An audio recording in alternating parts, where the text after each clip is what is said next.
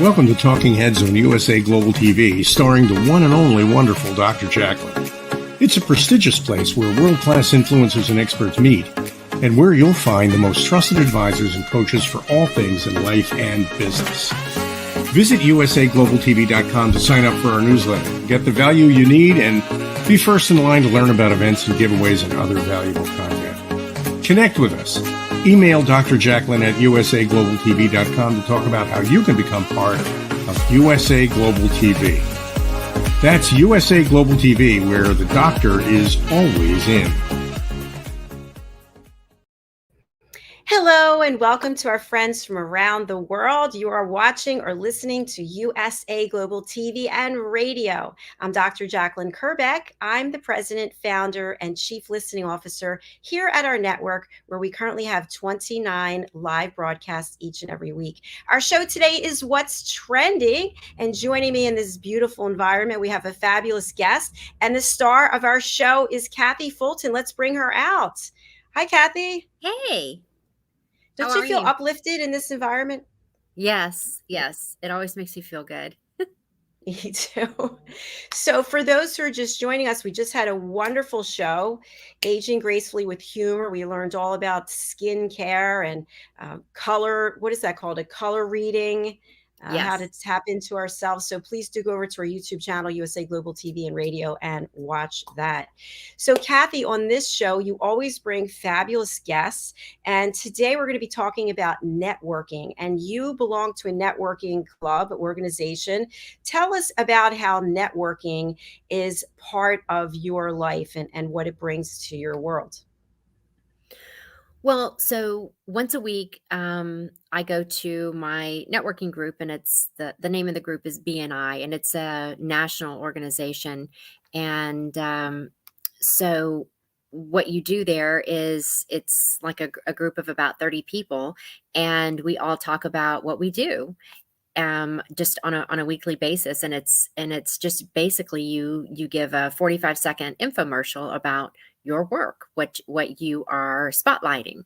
And I mean, the thing that I learned a long time ago, because I've been in business for myself for about 22 years, is that I believe people work with people that they like.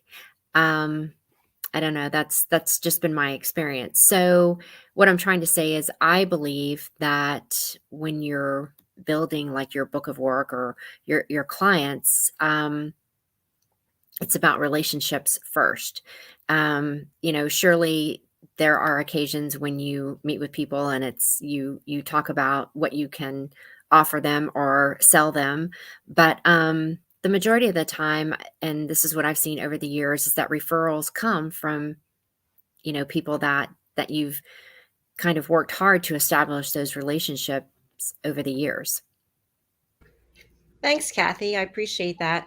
And just a question about the group that you're in. You mentioned 30 people. So are there always new ways to connect with these people? Or do you ever think to yourself, well, I already talked to everybody in the group, I'm going to take a little time off? How does that work? No, I mean, it's ever evolving. And I mean, because business is ever changing. And I mean, in my opinion, and just it's like sometimes it's the least likely person in the business in the group that you think would want to work with you, and then voila, they send you an email or they give you a call. And there are new members that are always being added to the group as well. So it's not just like closed down at 30. As many people as we can find that would like to be a part of the group can join. So yeah, it's very interesting. But it's also, I mean, quite frankly, it's a way for me to socialize, even though I have to be there at 8:00 every Tuesday morning, ready to go, ready to talk. But that's okay. I genuinely like these people, so that helps. And it's just like anything. The longer that you talk to someone, the longer that you know someone, you find out all these different things about them that you didn't know. And I mean, the other thing, last but not least, it's just like I said, sometimes the least likely person that you think would want to do business with you, they do. So my point is, people are always watching. They're always watching you. They are. I mean, I don't mean that in a creepy way. Maybe it is in a creepy way, but I think, people are always, they're watching you. They're, kind of evaluating you. So that's just my take. But I today, agree with you. But today we have a fantastic networker, and he is, I met him actually at BNI. He was very kind and gracious and came over and introduced himself and connected me with this new group. I won't steal his thunder, but yeah. And then, the refreshing thing about our guest today is that he takes the initiative. And he has emailed me countless times with ideas of folks that I should get to know. That would be a great connection. And I mean, it's just like most people email me with a problem, or at the bottom line, that's really the root of the email. It's some kind of problem that I need to solve, which is fine. I'm used to that. So when I open his emails, it's like, I'm taken back. It's like, wow, he actually wants to help me. I mean, it's like, who does that? Nobody does that. So that's what I love about this guy. Kathy, you brought up a great point, which a quick segue, and then we'll bring out Mark. When I started with my very first interview on television, it was in New Jersey, and I was being interviewed by someone named Ashley Owens, and she was known as the queen of networking. And one thing that she said to me repeatedly was that in order to be a good networker, you have to give. You have to give and give and give and not ask. And eventually it will come back to you. And I thought that was interesting. Instead of walking around handing out business cards, you're basically there to learn about the other person. What can I do for you? How can I help you? And it sounds like Mark Mcclatchey is that person. So we're going to find out more. Mark is the Director of Business Development at DwellAssured, and he's also the CEO of Minglewood Enterprises. Thank you for joining us, Mark. Come on out. Thank you. It's great to be here. And I love the rose garden that we're in. This is fantastic. I love it as well. So Kathy just gave you a great introduction there. What do you feel as your role is as a networker? Well, I want to pick on one point that she specifically said is people, they work with people that they like. And, in business, that you can extrapolate that one more level is, they buy from people that they trust, and they do that and they trust you because they believe that you can help them solve problems. So the way that I've approached networking and my philosophy and how I do business is I'm not concerned about them buying something from me as much as finding out a problem that they have, something that I can solve, a solution that I can bring to them that will make an impact in that business owner's life, whether it's something that I directly sell or not. I focus on making an impact and solving a problem, because then I garner a better relationship with that person. But it's two stones at once, because if I introduce them to someone who makes an impact, I've also made an impact in that person's life. So networking for me is always focused about like who's got a problem, and everyone's got at least one. I love that. And Kathy, when you got the email from Mark, what were your thoughts? You mentioned that, who does this, but were you thinking to yourself, wow, he really stands out? Well, yeah, he really stands out. And I immediately trusted him. And very rarely these days do you feel like, or at least this is my experience, everybody is so busy and so consumed in their own world and their own problems. And I get that. But with Mark, you immediately feel like he cares, like it's very genuine. He's very authentic. And that's always been my my takeaway. Thank you. It's the truth. It's the truth. So I want to share this. When I was in my corporate career, which I left in 2020, we did a lot of networking. I was in sales, and I would literally have like an anxiety about going into a networking function. Once I was in the function, I was fine, but literally walking in, I would be sweating, thinking like, I don't know who to talk to. I don't know what to say, right? Is that normal, or am I the only person? Well, I think, yeah, everyone has different reactions. I mean, there's some people that really are scared to network and get out and talk. And then there's people that are shy and kind of like yourself. Once they get into it, they're fine, so that's very common. When I coached this trick before, and I started doing it on my own, partly because, I'll work all day long. I've got a very, very busy schedule. And then I have a networking event that night.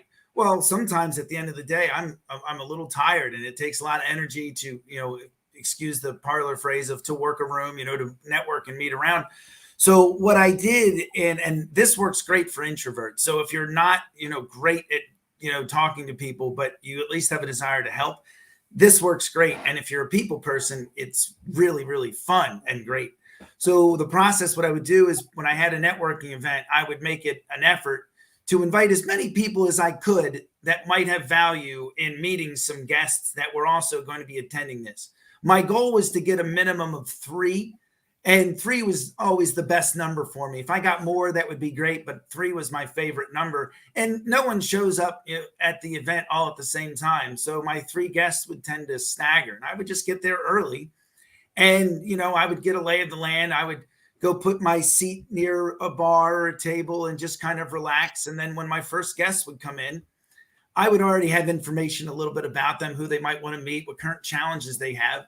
And I would already know who's already in that event. So as soon as they get there, I'd spend 2 or 3 minutes thanking them for coming. So excited. Oh, by the way, I have tons of people for you to meet tonight. Matter of fact, 2 of them are already here. Let me go introduce you to someone right now. After that conversation, if they don't immediately introduce you to someone else, I'm going to be sitting right over there by the bar. Come and get me. And I've got 2 more people that I'm going to introduce you to. And then when my next guest would come in, I would do the exact same process. Well, throughout the night, they would come back to me periodically going, oh yeah, that person was great. And I would go, oh, I've got someone else for you to meet. Well, the nice thing about me is I got to sit on my nice perch and relax from a long day's work. But my name was being mentioned around that entire room dozens and dozens of times throughout that night, and remembered following days after. Oh, how did you meet John? Oh, I met John because Mark introduced me to them. And that would just get repetitive. And it became a very fun game. And I found out it works great for introverts, because all you have to know is, hey, John, this is Mary. Mary, this is John. John does this. Mary does this. I think you guys might be good to at least have a conversation because of. I'll let you guys talk. And then I would simply walk away. It's easy and it's fun, and anybody can do it. You just have to be able to invite 3 guests that show up. It's the funnest trick in a networking event you'll ever have. It's brilliant. It's I brilliant. love it. That really is brilliant. And it also, but it also takes care of another, or checks another box, as people say, for the giver's gain. That's what they always say in BNI. Giver's gain, and I get that. So you're very smart. Yeah, I love that you have an actual system. It's like an actual process that I think just hearing that takes away a lot of the stress, because now you have a purpose and you have a plan and you just execute. Yeah, you sit by the bar and you wait. You're not talking about yourself much. You're going, oh, here's why you should meet so-and-so, and they'll all remember you. And if you don't get a chance to tell someone what you do and you help them over and over, they will go out of their way to go, all right, shut up. Tell me what you do. How can I help you? And that's not exactly why I do it. I mean, when I first started in my networking process and how I developed this about 10 years ago, I went out for 18 months and just networked to every event, every meeting I could go to. And my focus was, who can I meet today that is interesting and has a problem? Well, I didn't always meet someone interesting, but I always met someone that had a problem, because everyone has one, and businesses tend to have multiple ones. So then the next day, I just spent time looking for people that would potentially solve the problems that I met the day before. And then that night or the following day, I would make those introductions. And that went on for 18 months. And I did it randomly. It didn't matter who you were. If I knew you and I perhaps knew someone that could help you, I would lend that referral and make that connection. But then after 18 months, I built up my network enough where I was heading in this direction. I had a plan the whole entire time, because in that time, in that market, I had 3 or 4 different markets that I focused on just resolutely. Those were the markets that I wanted to sell to. Now, I could sell to multiple other markets, but I wanted to focus on these.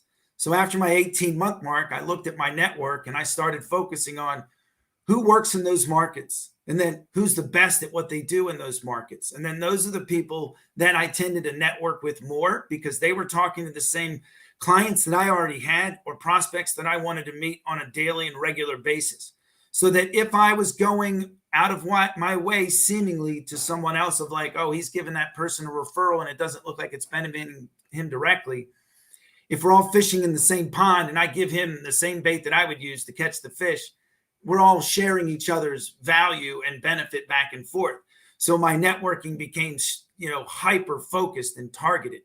And not that I wouldn't work and network with anyone, but if you were not focused in my particular markets, I would find out, who do you need to best meet? And I would try to turn you onto those. Because if you're not talking, if you're networking with people that aren't talking to your desired market, or those people in your desired market on a regular basis, you're going to get a lot of, well, I'm trying to give you referrals, but I'm just not finding them. You need to get strategic and start looking for those opportunities of people that, work in the same industries or markets that you're going after. And hopefully what you're trying to do is find companies that perhaps complement what you do. Meaning that, when I would go into a conversation, when I was only selling credit cards, I wouldn't bring up what I sold for 20 or 30 minutes or until they asked, because I was focusing on their problems. A lot of times the first meeting, I wouldn't even discuss how I could help them directly with my services. I'm talking about a problem they have that was more pressing to them today than what I was selling. So if I wanted them to listen to me, I figured, let me solve this other problem first. And because I'm focused in certain markets, I already had those type of people that I know that was, I had 10 or 12 people focusing on healthcare, 10 or 12 people focusing on manufacturing and education that I could always rely on for various numbers of problems and issues. So, there's a good swath of my network that probably gets a lot more referrals than other people in my network, because they're regularly talking to the same people I want to speak with. So it's a very targeted approach. And that's way it's always become more enjoyable, but more fruitful. A lot of people network and they go, well, I tell people what I do when I go to meetings and I'm just waiting on a referral. It's kind of like waiting for a bus and you don't have the schedule. It may get there eventually, but I don't want to wait on that bus. I'd rather order the car and know where I'm going. So I want to create opportunities. So it's a lot of referring, but it's all targeted. So it's more of a direction of trying to create an opportunity that develops referrals than to look for a referral. So Brilliant. How did you? Okay, so let's rewind a little bit, okay? Because we just like jumped right into where you are pretty much today. So like, and not to sound like a job interview, but you have a military background. Yes. Okay, so you started in military. So kind of walk us through how you got to where you are today. I spent 6 years in the Marine Corps. When I get out, I was getting my degree while I was in service. I finished up after I got out, and I got a degree in history. I was a history fanatic. I'm still an avid reader of history books. Roman history, antiquities is my favorite area of history. And I knew I wasn't going to be a teacher. I knew I was going to end up selling. I didn't know why. I just felt that's what I was going to end up doing. So I just had to get that degree. And, when I got out of the Marine Corps, I, traveled around the country a little bit, spent some time in Colorado and Texas, and then moved back east. And, just answered an ad because I didn't know what to do. I moved back in with my parents for like 6 months, and I took a job selling cars. And it taught me a lot. The biggest thing it taught me is I never want to sell another car again in my life. But I learned a lot, and one of the things I learned about is like, I don't like transactional sales, and there are some really good long-term professional car guys that build relationships, but they're very few and far between. It was more of a transactional business. And then, I answered an ad, it was a great little ad that said, find out the best kept secret about the mortgage industry. And it was in the sales section. And so I called it, and, I had the opportunity to meet Kevin Darcy, who's still in the mortgage industry. I can't remember the name of the large bank that he works for, but he's still managing great loan officers. And, he gave me a new career, and I spent 8 years in the mortgage industry. Luckily, I got out right before, the crash. And then I moved to Chicago, but kind of in that time frame, I was, have always been kind of a free spirit. You know, even though I'm very, you know, conservative in serving my country, I have a little bit of a free spirit. And someone made a comment one day that was, you know, kind of got me an inkling of like, sure, I'll try being a stand-up comic.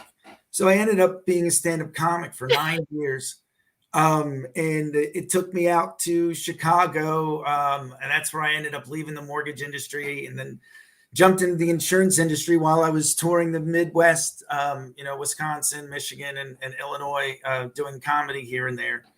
And, but I had a son back east and my family was all back east. And, you know, after a few years, I realized, you know, I wasn't going to make it at Second City. I enjoyed doing the comedy, but I wanted to come back home.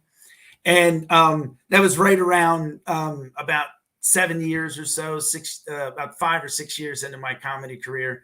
I stuck around into it for a few more years, but then it kind of got to the point where they were like, we want you to work Wednesday through Sunday. And I had commitments during the day that wouldn't allow me to do that. So I kind of said, well, I had really fun doing that. I learned a lot. And it really taught me a lot with, you know, just how to have fun and take a different approach in business. And so I just started, you know, taking life serious, but how I approach it in a very, you know, enjoyable, fun way. And I bounced around from government contracting a little bit. I learned a lot. I worked at Oracle for a good spell. It was a great training program. I did not mesh well with, you know, their sales methodology and how they go about getting their business. But I certainly, you know, have made good friendships and learned a great deal. And, you know, what I learned from there is a greater sense of the play of the enterprise sale. And I had been in the credit industry during one of my forays when I got back from Chicago, and disliked that industry for how it was approached, how, you know, how the industry people thought about people in that industry, but it's probably a rightly deserved reputation because, you know, there's a lot of, you know, bad folks in that industry. And it was through that credit card industry that I got out of because I didn't like it, that I jumped in the GovCon and it wasn't the right fit for me. And then when I jumped back in, I was like, you know what? I like residual income. I want to get back into credit card processing, but I want to do it a completely different way. And I told my partner at the time, I said, we're going to get it all through networking and through referrals. He's like, well, I get referrals from my existing clients. And I was like, well, you should get referrals from your existing clients if you're taking good care of them and they like you. I said, I'm talking about getting referrals from a network where we create opportunities and I don't have to pound the streets anymore. And he was like, well, that sounds like a good idea. And he gave me about 6 months and he called me. He's like, Mark, this isn't really working. Your networking stuff is not, you know, I don't think it's really producing because it takes a while. It is a long stake process to build a network and to get that reputation. But I was building it with him. And, you know, after 6 months, you know, he was kind of complaining. I'm like, well, come with me to an event. And I brought him to an event and I sat down at the bar and he realized that, you know, about 78% of that room knew who I was. And they wanted to network with me because I give referrals. And he was like, all right, Mark, I'm going to leave you alone because I can see this is working. And he could see the kind of the coffee percolating and it was coming up. And that's how it started. You know, I was a member of a BNI. I was a chapter president of a BNI. I like those organizations a lot. When I coach and train people on networking, it's good to have a home base, but rarely have I ever found anyone that can be satisfied by, especially if you're in the B2B space where you're working with, you know, businesses across the country and across the region. You need a home base, but you have to be able to realize that, you know, I never gave a referral to someone in my chapter because I liked them, because I wanted to help them out. I gave referrals to someone because you're the best person for my prospect. Mm-hmm. It's not, I want to make friends, but I'm not there to make friends. I'm there to help my clients solve a problem. And if you're the best person to do that, I'm going to introduce you to my clients. I have 2 people that I can think of, would never mention their names, that I've never received a referral from. And I've referred them business for 6-7 years. And I'll continue to refer them business because they're the best at what they do. Now, if I find someone else that's better than what they do and they will give me referrals, I might switch. But right now I'm not looking because every time my client meets this person, they are completely satisfied, and I get a wave of appreciation from them. So why would I ever turn that down just because that guy's not giving me a referral? So I kind of went off on a tangent on how I got into that, but it was more of a stumbling, Kathy. It was I frustrated about the way the credit card business works. And I was like, I just want to work on getting referrals. And then I quit, and I just had a methodology of like, well, I want someone to give me something. I have to help them out and show that I care. And if you ask someone what their problems are, it shows that you care. When you take steps to solve that problem, it proves that you care, and a trust is built.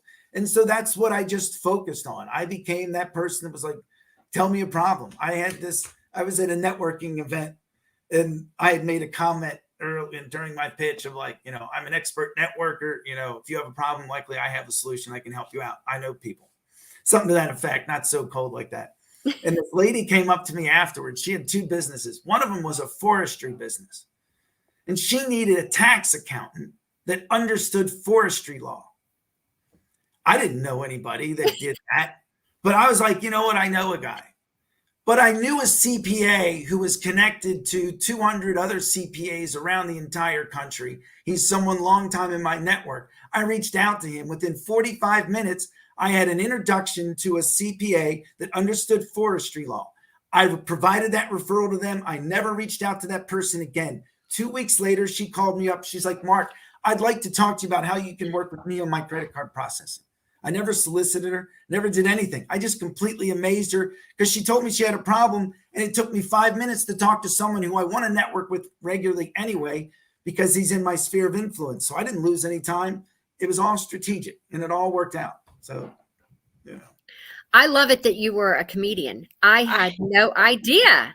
He sold cars. I love that. I sold cars too. That is amazing. I've had an eclectic career. Yeah. Well, so if somebody wants to work with you, okay, so I mean, like I know you're working with DwellAssured. So does that take up all of your time now? How can people work with you? Well, when I first so Minglewood Enterprises is a business development and coaching company. So I have a few clients that hire me where I do business development for them in various different facets. Right now, I have 2 main clients, one dominant and one not dominant.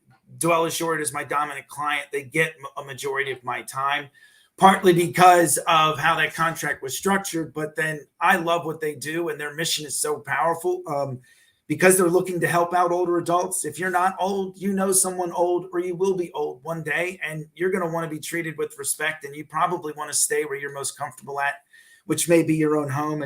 And that's what they do. But with Minglewood, how it's gotten now, I no longer take on any more business development clients, but I do take on coaching clients, individuals or small organizations that are looking for assistance on business development strategy or networking strategy. I'm very selective in that. Like, I don't have a website for Minglewood, and that was by design because if I have to spend 10 minutes convincing somebody how I can help them on networking, I can spend 10 minutes solving someone else's problem, and that will provide me more opportunity down the road. So I take only referrals, people that have either worked with me or they know my value and they go, hey, look, you need this assistance. You should talk to Mark, and I kind of focus it on that. So I don't really solicit it, but I still coach and look for training on individuals because there's a lot of people that like to network. But there's a good percentage of those that are just doing it, I don't want to say so much wrong, but poorly inefficient, just with a lot of inefficiency. And that frustrates me. So I like to solve that. Did that answer your question, Kathy? Yes. You mentioned healthcare. What are some of the other industries that are really the ones you hone in on? Well, when I was in the credit card processing world, I focused on healthcare, manufacturing, education.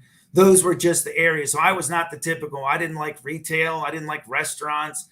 I went after people that were typically moving money electronically because while I like working with plumbers, because in DwellAssured, I work with nothing but business owners who provide services in or on a home, or perhaps direct services like Kathy does for older adults, or in remodeling, inside the home.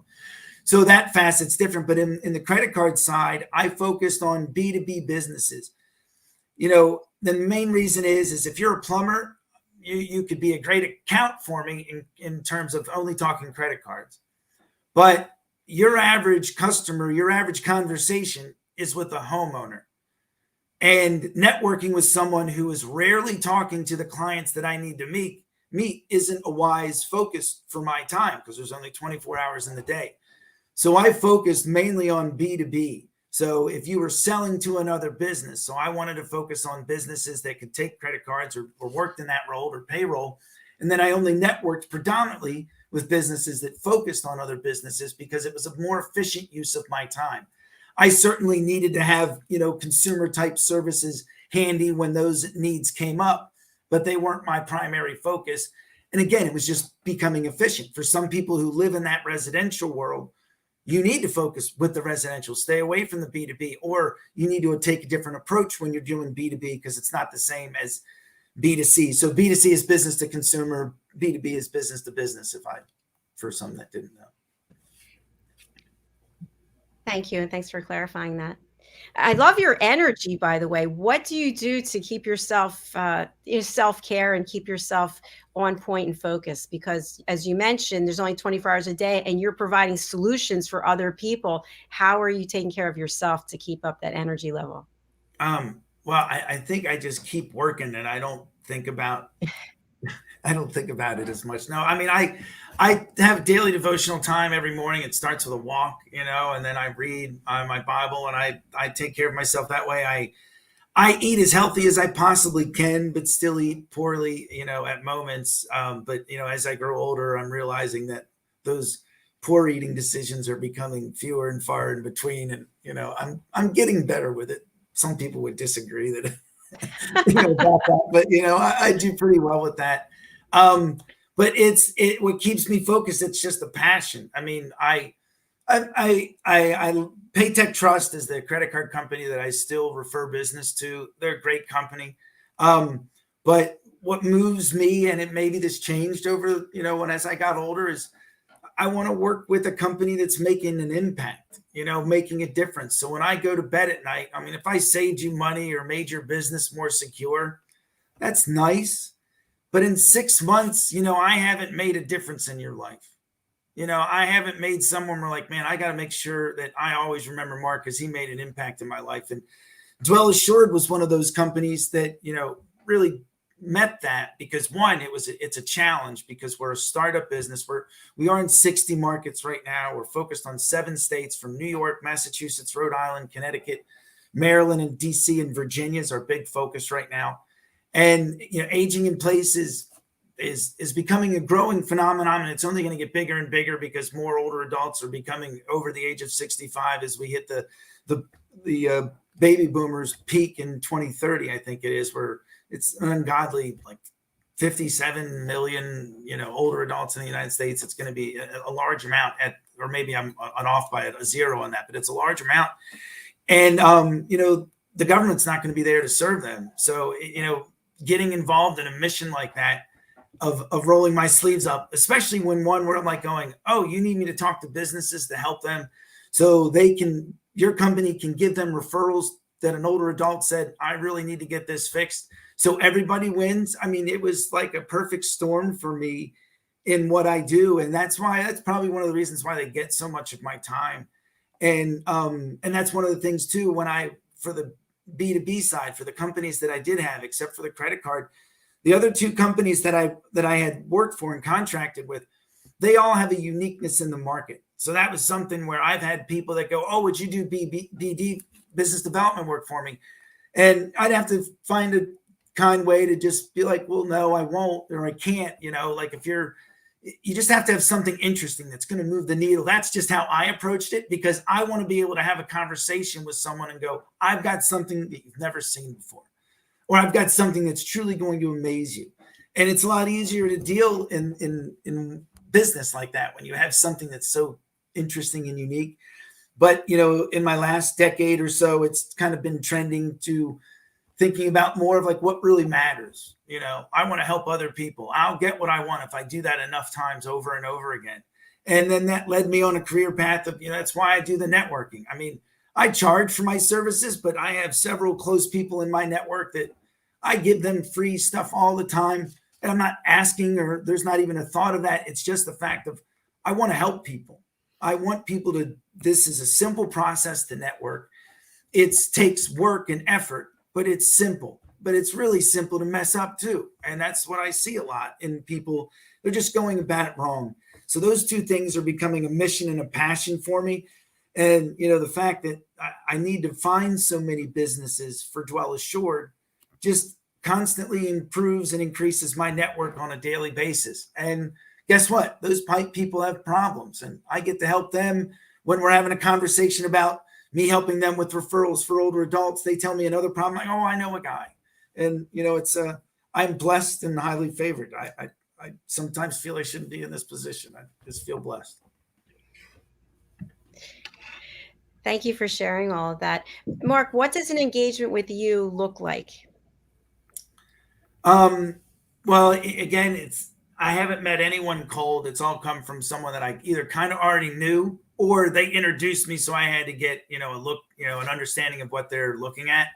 So my initial consultation, if I'm doing coaching on networking or business development strategies, the first consultation, I just kind of want to see where you are, what you do, what you say, what your approach is, where you're going, kind of everything in a nutshell of what you think there's a problem at or what you think is not a problem and how you're doing it.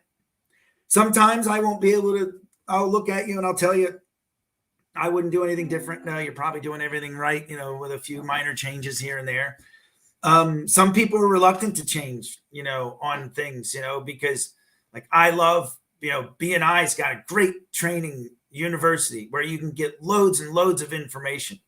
But a lot of that information, and again, I'm not trying to be cocky or overconfident, but when you've done networking and made it a skill set where it's a profession, a lot of the training that they do in there, in my mind, is great elementary training. Like if you've never done this or you want to learn a little bit, this is a great starting point. But there's so much more where you can go, where you find out where it becomes a strategy, where it's not, don't just get really good at giving an elevator pitch. Don't just get good at, I know I drifted off, Dr. Jackie, in regards to your question. But I mean, in that and how they can engage with me is I just want to first get an understanding. They would reach out to me via email or a phone call.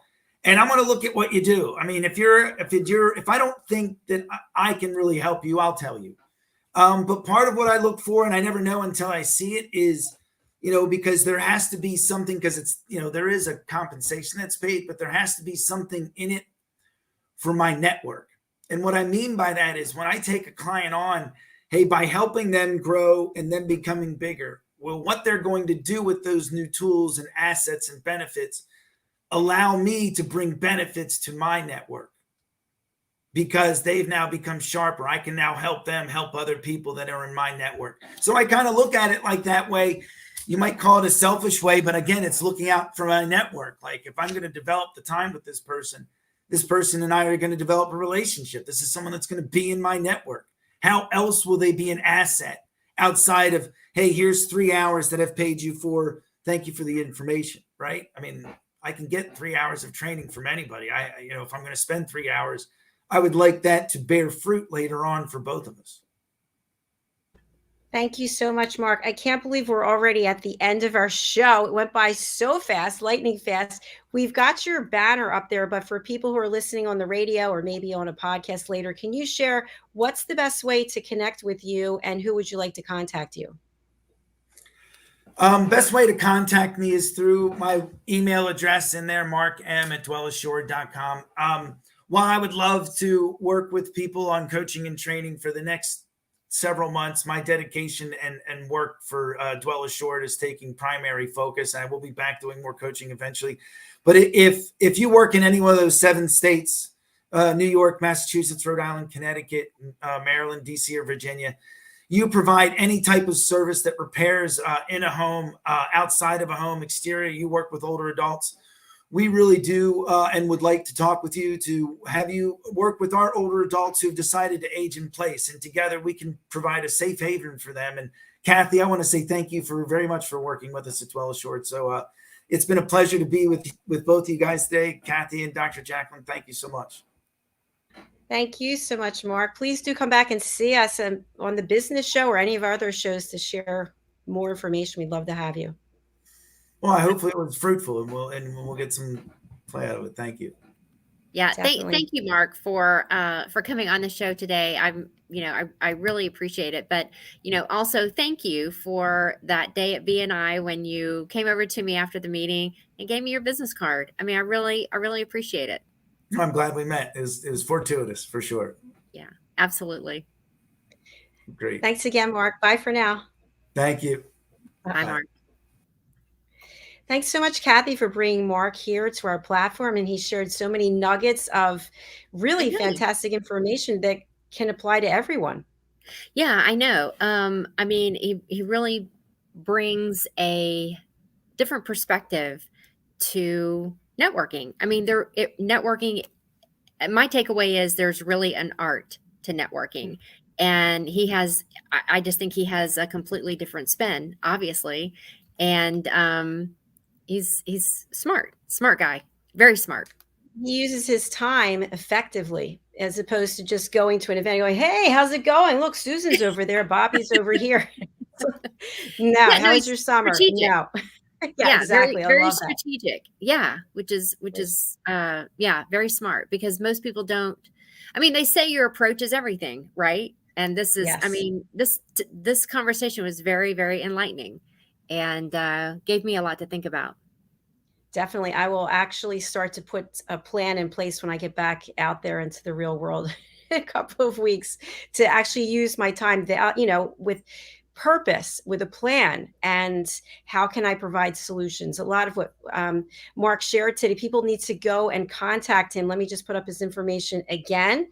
It's Mark MARKM as in Mary at DwellAssured.com, which is DwellAssured.com. Kathy Fulton, how can people reach out to you, and who would you like to contact you? So if you are looking for someone to help you design a space or redesign a space, I would love the opportunity to work with you.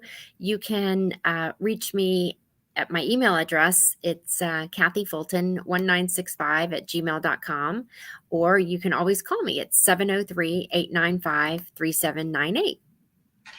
All right. Thank you so much, Kathy. Thank you. Thank you. All right. We're going to be signing off for now. Our next show coming up is the Corner Bookstore, where we will feature and highlight the author, Val Collins. So please do join us for that. Thanks again. Bye, Mark. Bye, Kathy. Bye. Bye, everyone.